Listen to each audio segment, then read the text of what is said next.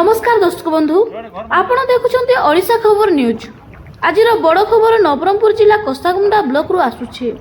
प्रथम दृश्य देखंतु यह होछि कसागुंडा ब्लॉक रो घाटबासुली गाँव दृश्य। लगाण वर्षा जोगु गाँ भितर आंठुए पानी पशि जाइछि।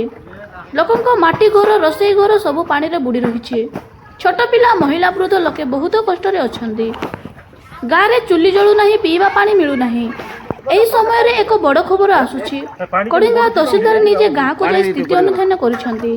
से डंगा रे जोड़ी गाँ रे मध्य पानी समस्या कोन रहिछि ता देखिले। तहसीलदार सार गाँ को लोकन को भेटी कहिसंती प्रशासन आपनक सहित अछंती।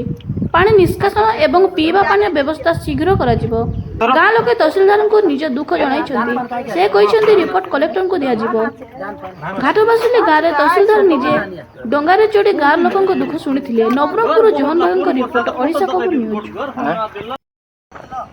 बार बार सब तुम एते घरे पसलानी माटी कांत अछि तब केमती भितरे अछि केमती करबो तो सर कुआडे जीवो पर ऊपर जेबो हमर स्कूल घर अछि गोटे दिन देबो बना स्कूल घर आउरी बाकी दिन किया देबो ना घर नहीं कहीं नहीं सब फोटो कोन नहीं काय सुना देले घर नहीं कहीं नहीं लोग मुखन वार करने लगा जाने घर नहीं काय सो के बाकी लोग में नीचे काय सो जिली के लगाई जिली के लगा पे जिली खाई सीतानी इधर आला लोग ले आई पूरा तो बुगड़ी गला तब तो राती एतरे जीवा बता एत के पानी माटी कांतरे रहलो तुम ये बात तो डर रहबो की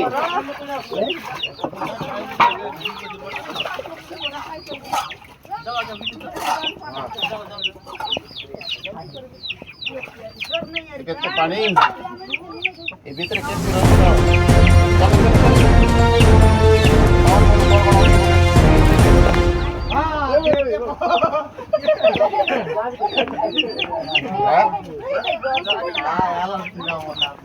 सामान पत्र सब कर अछि केते जण अछ रोषेई चलछि जे खाइ के पळेला पड़े ए रोषेई करले केते बळे जीवो पानी अछि एते पटी गला नाही